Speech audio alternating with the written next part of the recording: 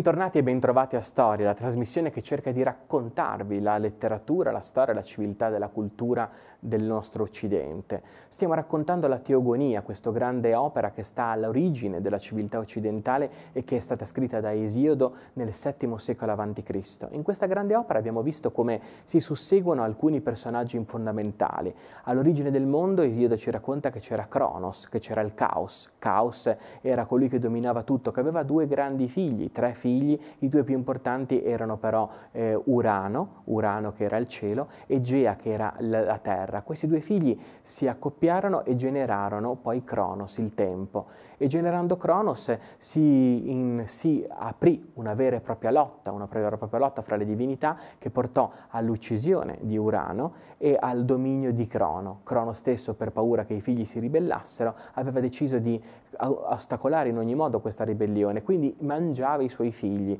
a parte uno che la moglie gli sottrasse, Zeus, che diventando grande uccise il padre e ristabilì la giustizia sulla terra. Questo in breve, un racconto molto più complesso, però che ha dei significati veramente interessanti, perché ci dice anzitutto che la realtà è caos. Per il mondo greco la realtà è caotica. La realtà è caotica e ciò che la realtà può generare, ciò che il caos può generare è il cielo e la terra. Il cielo e la terra non sono due realtà fisiche, sono due realtà metafisiche. Il caos può generare o il cielo, le profondità, o la terra, il desiderio. Ecco, il caos genera le profondità delle cose e il desiderio delle cose.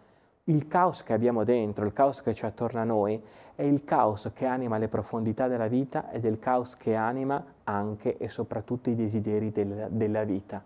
E quando le profondità della vita e i desideri della vita si uniscono, questo fa nascere il tempo, fa nascere Cronos.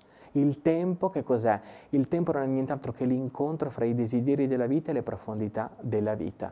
Ebbene, questi desideri della vita, queste profondità della vita, tendono in qualche modo a avere l'orizzonte totale della vita umana, tendono in qualche modo ad invadere tutto l'orizzonte della vita umana, se non a lasciare un piccolo senso, il senso di colpa, rea. E il senso di colpa cosa fa? Sottrae al desiderio dell'uomo, sottrae alla bramosia dell'uomo, sottrae qualcosa che l'uomo non riesce a divorare. E quel qualcosa che non riesce a divorare è il divino. Il divino, Zeus per l'appunto, è quel fattore della civiltà che riesce a mettere ordine nel caos, che riesce a separare il cielo dalla terra, che riesce a separare i desideri dalle loro realizzazioni, che riesce a dare compimento pieno al tempo. Ecco il significato profondo della teogonia, la grande battaglia degli dei. Zeus, il divino, è colui che riesce a mettere ordine in mezzo al nostro caos. E questa ricerca della giustizia che è portata da Zeus come principio di ordine, come principio chiarificatore, che dà un po' l'idea di quello che era la chiave di lettura con cui Esiodo guardava la civiltà e l'umanità. La racconteremo anche domani, sempre qui, sempre a Storie.